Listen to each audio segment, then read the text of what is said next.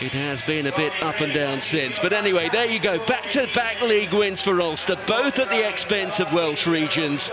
They have tough assignments to come, but crucially, they remain in contact with the playoff places. Let's go pitch side, where the player of the match is waiting to talk to us. I'm with Alan O'Connor, Ulster captain, and Scott Wilson, BKT URC player of the match. Would you like to present Scott with a medal? I mean, you're told to make an impact when you come off the bench.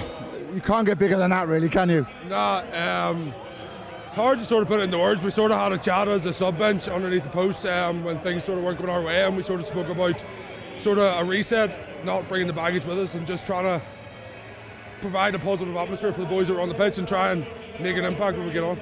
Certainly made an impact. Jackal, try, I mean, talk us through that if you can remember it. Sort of all just happens so quickly. I don't get too many tries, so I'm not really from that far out. So yeah, delighted, and just it's a massive game, a massive win for the team. How important is it for Ulster, especially when you're 10 points down at half-time, to come out and just up the tempo of the game and try and turn it around? It probably came down to sort of something we've been struggling with all season, and that's just discipline.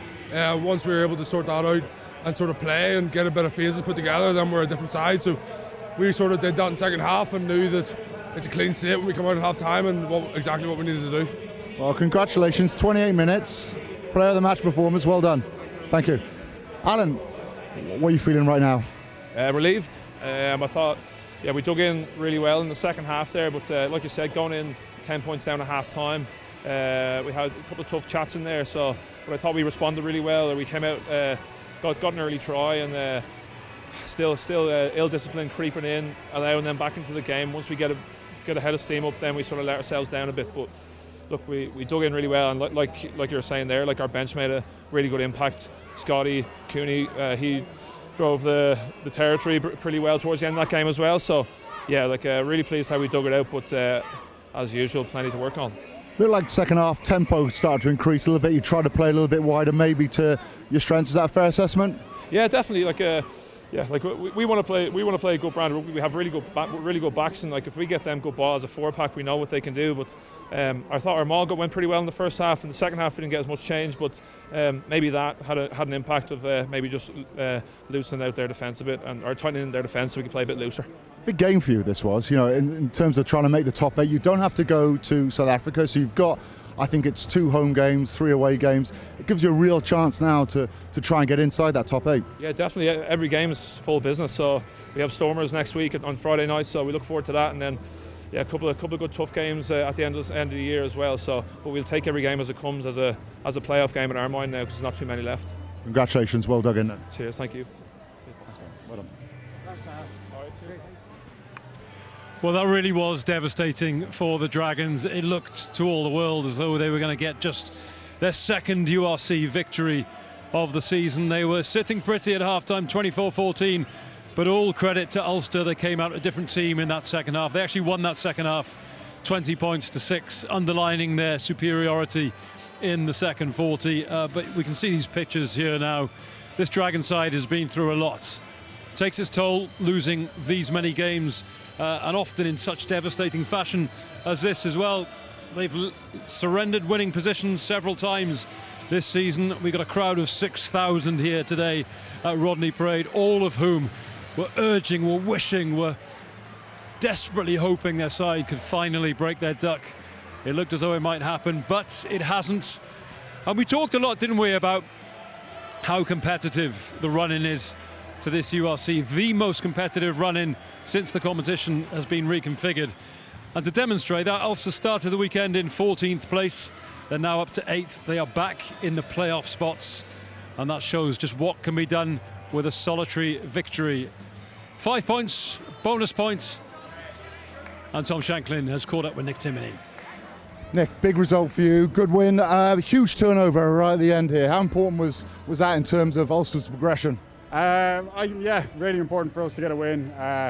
We obviously penalty count and some of our discipline, some of our defence probably wasn't where we wanted to be, and we gave them sort of easy tries, but I guess we're happy with resilience to come back and obviously win it from being 10 points down at half time is big for us. So. Yeah, resilience, we'll have a little walk talk, otherwise I get too far away and be out of breath. But resilience was the big thing, because Dragons made it tough for you, and you had to come back from 10 points. What were the messages? What were coming on from the coaches? We just needed to honestly get through a few more phases. We felt like we were turning the ball over and they were scoring almost first phase, second phase off turnovers. And when we got onto our attack, we were, again, just turning the ball over too quickly. We actually felt once we got into 5-6 phases deep, we looked pretty good, but we were just giving it them too easy in those first few phases. So Right, I'm going to find Rob Heron here. Rob, come here. You can't. I'll catch you. I'll always catch you. Congratulations, well done. 2 tries. Must feel happy that you didn't get man of the match. I didn't hand it out. Trimby handed it out, but you did pretty well. Look, we weren't good enough in the first half. We made it hard for ourselves. Just accuracy errors, discipline, yellow card myself. To be fair, Richie gave us a tough time at half time, and I think we needed to hear that. So came off iron in the second half, and look, it was a close game, but to come away from a win, it's a tough place to come. Quality side, so this league's tough. We've got to scrap for everything. So the win is the most important thing. How much will this do for the confidence? Because Ulster's season has been a bit up and down, but games like this, tough games where you've had to come back from quite a big deficit to win it, must be good for confidence. Yeah, definitely. I mean, look, we've got a long way to go as a team. But like moments like that where we're behind and we come back when we're not playing well and then we get back into it, that's all building for us and learnings for us. So, like you said, it's a tough competition at the moment. It's really tight, and these are the ones we've got to come away with for 5 points, and I'm glad we did in the end.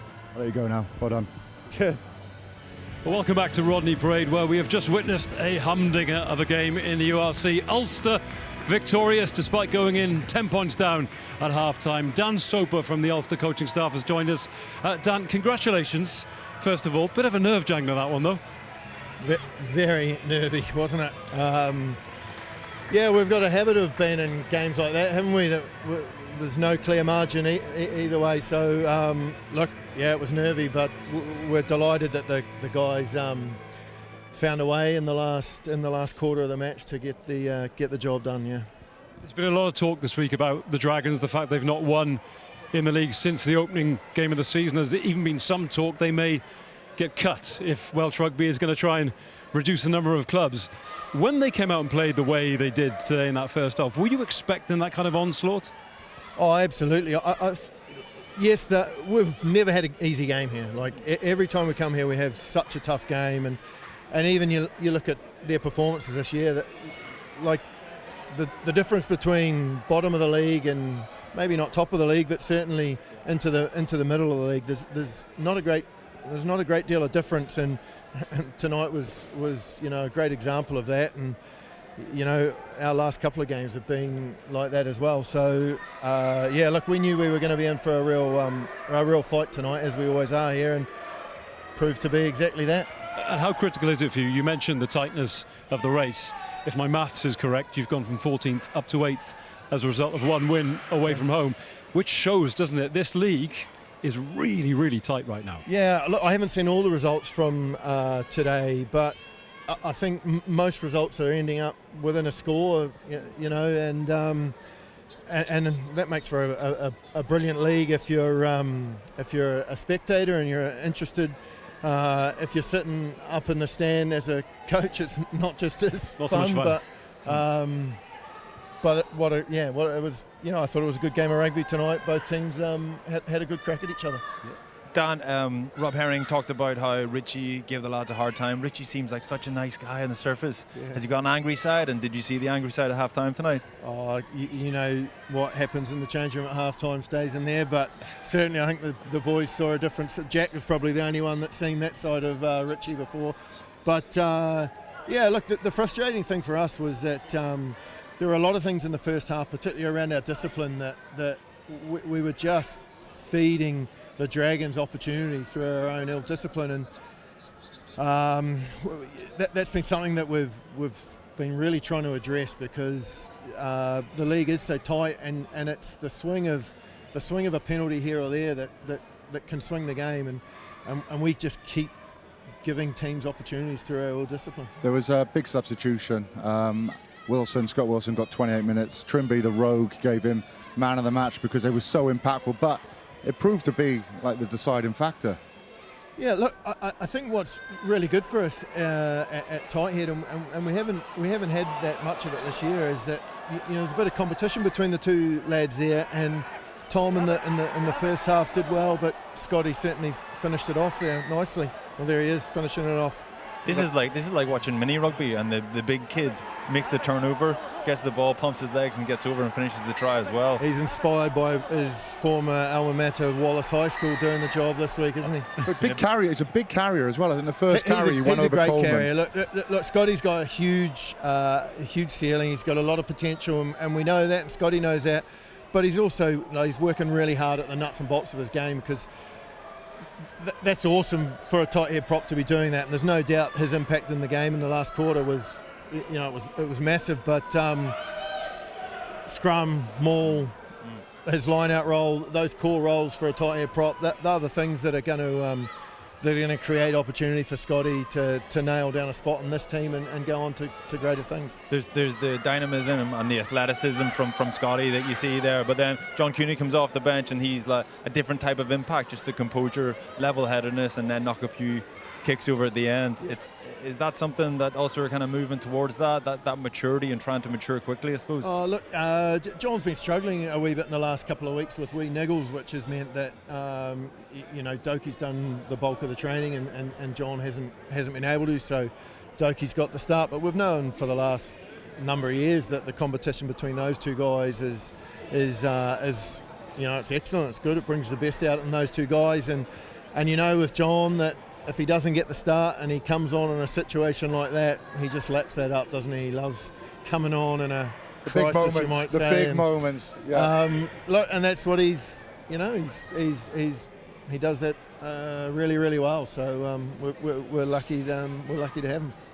So Stormers next for you, Dan. They've beaten the Scarlets today, so another team on form, and a little trip to Bordeaux as well in the Champions Cup. It's all coming down the road. There are no easy weeks, no easy weekends in this season. Well, there certainly isn't, is it? I mean, as we were talking earlier, the league, there's no easy weeks in the league at all, and particularly when you're in the situation that we are, that we're still developing and we're still learning about our own game. But the next couple of weeks will certainly test our transition moments, and two teams that both have a real crack in how they played. I don't know, they beat Scarlets. What was the score today? Oh, it was something like 27-18. Just make it up. Yeah. Something like that. Yeah. Okay.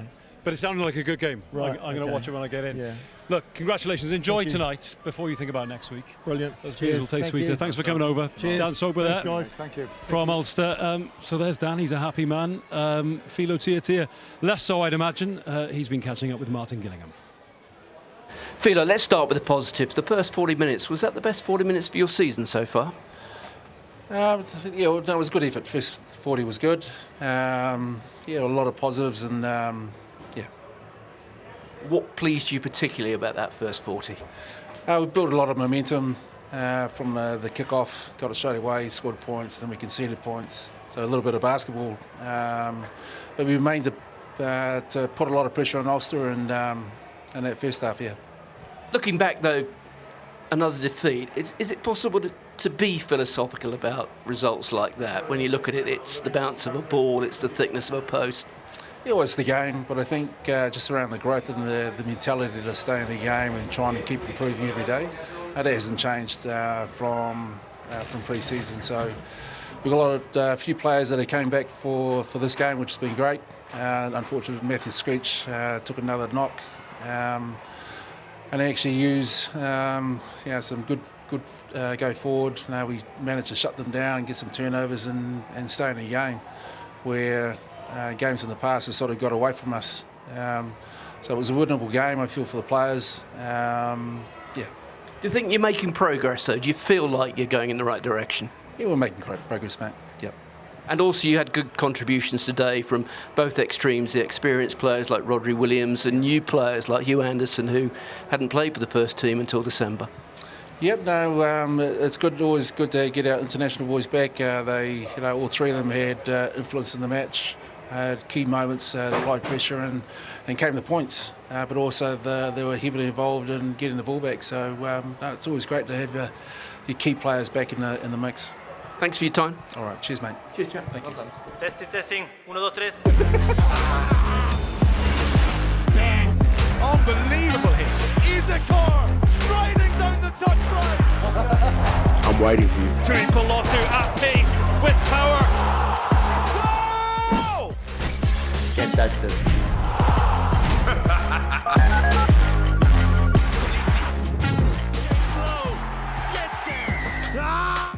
Bring it.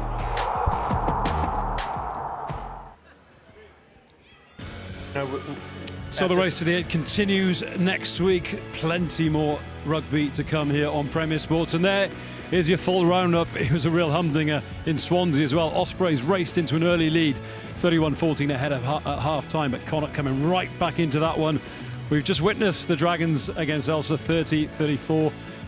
What did I say to Dan? 28-17, I was close enough, wasn't I? 29-17 was the score between Scarlets and the Stormers. Stormers, of course, take on Ulster in Belfast next week. Benetton against Edinburgh, we witnessed that one earlier. Alessandro Issacore with a dramatic late try to give Benetton the win. And if you haven't seen it already, 21-20 in Pretoria between the Bulls and Leinster. That is Leinster's first defeat of the season in all competitions. Their 16-game winning streak finally at an end, albeit by 1 point, courtesy of a very late penalty from David Creel. And another humdinger, I'm using that word a lot this weekend, 35-34 to the Sharks. Zebra Palmer ahead for much of that game in Durban, but eventually the Sharks won at the death. Shanks, you're desperate to say something. If you look at the results there, there's only one game that is a 2-score difference. Every other game there is a 1-score difference. It shows you how tight the league is becoming. I think the top 4 we can tell who they're going to be, but below that, we're going to see so many changes. It's such an exciting end to the season now with the last few games coming up. It certainly is, isn't it? Let's have a look at the table then, because this is going to jostle and change over the next few weeks, as Shanks has just alluded to. Leinster still top, but they were 13 points ahead at the start of the weekend. They're now just 9 points ahead of Glasgow, who beat Munster on Friday night. The Bulls still in third and the Sharks still in fourth, because they did manage to eventually see themselves over the line against Zebra. And Ulster, well, they're not quite in the top 8, they're 9th. Benetton dropped to 10th. They were 8th after their win over Edinburgh in 11th. The Dragons, though, it is a depressing picture. They thought perhaps victory was in their sights today, but it wasn't to be, and they remain cut adrift at the bottom of the table, just 9 points and 1 victory to their name. So then, we've talked about Ulster. We've given them enormous credit for their comeback in that second half, Andrew. The Dragons, though, no matter how we tried to dress this up, and there were really promising signs in that first half, it is same old story. Same old story, but that's a simplification of that story, because there were big moments in that first half. Lively stuff, a lot of good things on display. When the passes stick and they get that balance and play the right amount of rugby in the right area of the pitch, they look really dangerous, really dynamic, fun to watch. Carnival atmosphere here at Rodney Parade. Brilliant night, brilliant game of rugby, and they contributed massively to it. I think Ulster, I was going to say the best side lost tonight. It was in the balance, like it's arguable, really. I think Ulster probably were the best side, but just about, and that told on the scoreboard. We were treated tonight to a great game of rugby, and Dragons played their part. There were some big performances from the Dragons. I thought Rodri Williams was excellent, and Aneurin Owen, I think, had one of his best games. Excellent, not just ball in hand, but defensively as well. Aaron Wainwright carried really hard. So there's plenty of positives to come, but you have a feeling, like when it gets to the last 10 minutes, that they're just going to come unstuck somewhere. A big thing for me is nailing those points. And look, you hope Will Reid will learn from it, but when you're in front of the post, 30 metres out, it hits the post. That then takes it to a 2-score game. All of a sudden, that changes the mentality for Ulster. All of a sudden, they think, right, we're 2 scores behind. We might have to start trying to force it a little bit more. They didn't, and then they weren't done a little bit by the line-out drive of Ulster, which we know is a weapon. But there are a lot of positives, I think, for the Dragons. It was their last game. They put on a good show. They came close. But that's been basically the story of their season. The difficulty is, from the Dragons' perspective, as you say, whenever Ulster really go to the corner and really go confrontational, direct, go to that maul, that's not something that gets solved quickly. That's a problem you've got, and it's really difficult to get guys. You've got to get new personnel, whatever that is, whatever the solution is, it's not something that happens overnight. So that is going to be a big work on for Dragons. Well, there is a bit of new personnel coming. You know, we know Dylan Lewis assigned from Harlequins. He'll add a bit of experience and grunt to that front row. Rumours that Seb Davis might be on his way here. Tina Stabir, Thomas Young. Yeah, they are trying to sign. Reinforcements on the way. Yeah, maybe. You know, they need some big signings. They need, I think, a marquee 10 or a marquee 13, which comes outside of the wage cap. I think they massively benefit from that. But, you know, we talked last season about the new signings this year, and they've not really made a massive impact. Fanaki, Solomon Fanaki, we've not seen him, and I don't think we will. Harry Wilson, we've not seen the best of him. Cummins. You know, so there's a lot of players they've signed. Lloyd Evans. Yep. And they've not really done enough for me to think, wow, you know, been a great signing. So it's signing players, but being clever with the signings that you've got, because, you know, we were so positive last season of Tia coming as well, and then, you know, they've won 1 from 13 now. So I hope it gets better, but we just don't know. Yep, grim statistics for the Dragons. You've name-checked Aneurin Owen, captain today, and someone who really led by example, so he'll be gutted personally with that defeat. We can hear his thoughts. Aneurin, when you look back on tonight, was it an opportunity missed? Definitely, yeah. I think it's another one. You know, this has been our season, really. We do so well throughout the game, and we have really good moments. But just in key moments towards the end of the game, we just let it slip, and we lose those key moments. So I just said to the boys, I was really proud of all the effort and you know, the performance. You know, it's probably the same message of how we finish games and how we close them out and turn them into wins. Because I think there's been about 8 or 9 of them this season where we should be on the other side. So I was really proud of the young boys as well, like Dylan KG going 80 minutes for a young prop. Hugh's been unbelievable this season. Yeah, so again, it's just one that got away. How does it get away? How does it slip? Is it a confidence thing? Confidence is a little bit of that. You know, we speak about it every week, and we spoke about it for a number of weeks now, that, you know, little moments in that second half, you just got to keep winning. And, you know, our discipline, our skill set, everything like that, from everyone, it's just got to be up there. And, you know, we give a couple of penalties away or we knock the ball on, and it just lets them in the game. And fair play to Ulster, they capitalised on that. Every time they got into our 22, they scored. So, yeah, that's how we're going to have to take from this season. And how disappointing, because I suppose you must look back on that first 40, as good a first 40 or any 40 minutes as you've produced all season. Yeah, we've produced moments like that all throughout the season, and there's been really good bits to celebrate.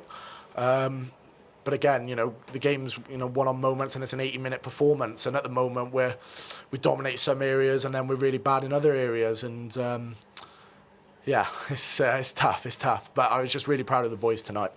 Well done anyway, and good luck next week. Thank you very much. Thank you. Cheers. Yeah, the way he played, Tom, and the way he led the team today, you almost feel like he deserved more. Yeah, I think so. And that interview, you know, you can see he's honest, he's raw, he's hurting. You can see why he's captain. I thought the way he handled the referee today as well was excellent. And the communication he had. And he's good ball in hand. There's no doubt about that. He is like a second ball player in that 12 jersey. But to play 12, you need a bit of grit. You needed a bit of dog. And I saw that today. I thought defensively he had some big shots. You can say he's battered and bruised nearly every single game, because look, he's not the biggest. He's not like 105 kilos, you know, but he's a little nugget of a player, and he stood out today because to play 12, you've got to have a bit of dog in you. You've got to be quite hard. Yeah. You've got to hit hard lines, and you've got to knock people defensively. And that's probably the first time I actually saw the all-round game from him. Socks down as well. Do you approve of that? Yeah, old school. Socks around the ankles. Yeah, you were. You're Yeah. different, though, aren't you? Yeah, I was socks up. If you've got the legs, show them off. May Mate, as well. conform, eccentric. I think that's the basic. Two buckets. Yeah. Who do you want to be, kids? iPhone, Samsung. Other brands are available. I'd say Nokia.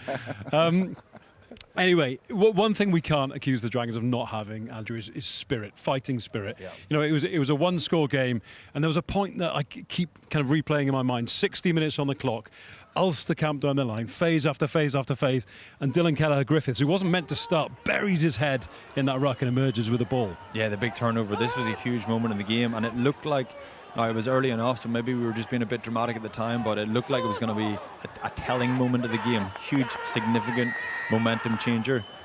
And yeah, he contributed to that massively. Yeah, as you mentioned, the spirit was summed up in this. The spirit was summed up in Owen and his performance. And as captain, even the way he communicated in that interview, that that demonstrates how much spirit there is in this Dragons side. He appears to be a captain that's extremely proud to represent this team, to lead this team, and I think that's really important. It's intangible at the minute because they've got nothing to show from it tonight, so it seems like same old story, but there's a lot more to that Dragons performance for them to build from. Were you going to jump in there, Tom? No. It was too good. Just give me the death stare. Next week they travel to Edinburgh. We saw Edinburgh today nearly get a victory on the road in Italy. Do you think the Dragons can take enough positives from today and possibly go and win on the road? No, because Edinburgh are going to be hurting, and we saw the reaction in Munster when they were hurting after the Zebra defeat.